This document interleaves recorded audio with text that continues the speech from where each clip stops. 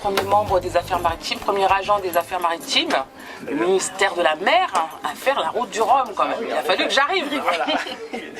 Heureusement qu'elle est là, Christine. Voilà. Donc c'est vrai que ça fait beaucoup de premières en fait. Et ouais, c'est un poids et puis, mais c'est en même temps une motivation. C'est un combat quand même parce qu'il faut faire valoir certaines idées, faire prévaloir certaines idées, mais que j'ai depuis tout le temps. Quand je travaillais en animation avec les jeunes dans les quartiers, je me souviens que mes collègues ne comprenaient pas pourquoi je voulais faire aux jeunes adolescents des perles, de la pâte à modeler, etc., de la cuisine.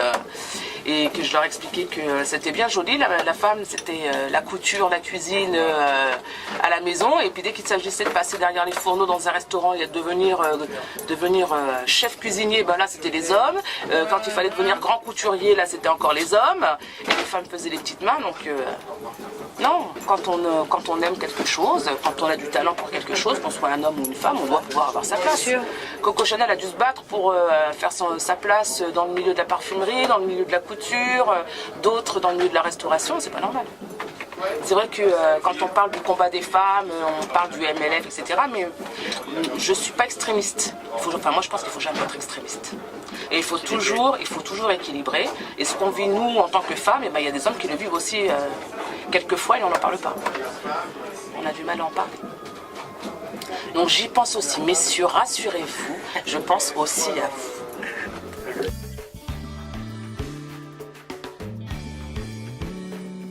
Ma mère n'a jamais eu le choix dans mes décisions, même si j'essaie quand même de faire attention aux conseils qu'elle peut me donner. J'ai toujours fait mes choix en fonction de ce que je voulais faire, en fonction de ce que j'avais envie de faire. Donc elle est un petit peu inquiète, mais elle sait maintenant qu'elle ne pourra pas m'empêcher de faire ce que je veux faire.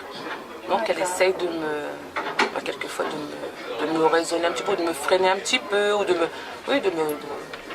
me rendre un petit peu plus raisonnable. Donc je pense à elle quand même aussi quand je fais des choses. Ouais. Et j'essaie de la rassurer aussi.